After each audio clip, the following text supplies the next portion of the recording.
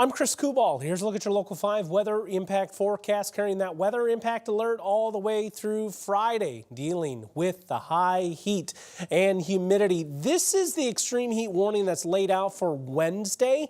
The eastern 2/3 of the state, that's where we're going to expect the peak heat indices to rise 97 to 105. Now, the weather impact alert extends through Friday. We'll likely see the headlines morph around with the heat as well. Long and short of it, in this stretch, stay hydrated, listen to your body, have some ways to stay cool.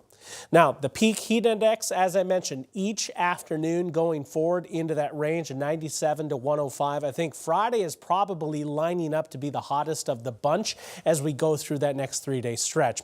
Now, into Saturday we go, the 4th of July. It's still hot. It's still going to be a bit on the muggy side, but we're starting to come down off those dangerous type level conditions. We'll track it for you and see if that alert needs to be extended into the holiday. Future heat index for Wednesday into the hundreds again for many locations. Could be as high as 110 in extreme southeastern Iowa. Then on Thursday afternoon, we start limiting things just a little bit more. Maybe the southeastern quadrant of the state of Iowa getting the best chance to see those elevated heat indices. Then it's back for the entire state on Friday. Now, still tracking rain opportunities on our northern and western edges, most of which surrounding the late night and into the early mornings. The next 3 opportunities. Now, some of the strongest storms could provide some wind gusts there. It's just looking unlikely that it happens here in central Iowa. More so up to the north. This is the latest run of Futurecast. It does try to get a little something going over central Iowa overnight, but I see it more so up towards the Minnesota and Iowa state line. Now, going through the rest of the day, we get that chance to recharge. There will be a few clouds that come into play.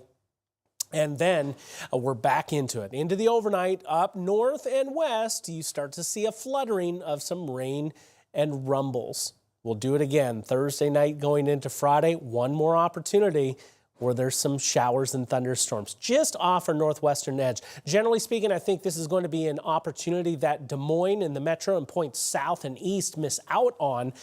We'll really be focusing in up on the northern territories here. Notice the severe weather outlook for Tuesday, Wednesday, and Thursday does have that level 1 and level 2 in place across central and northern Iowa.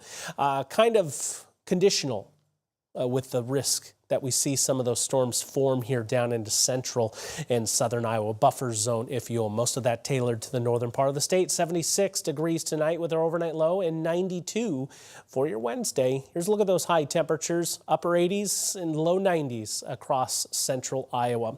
Into the extended we go, and while we will get a cold front through here on Saturday night, that may just interfere with some of the fireworks festivities that will be going on. That's going to take the temperature down a couple of degrees, and more notably, the humidity level comes down a little bit too.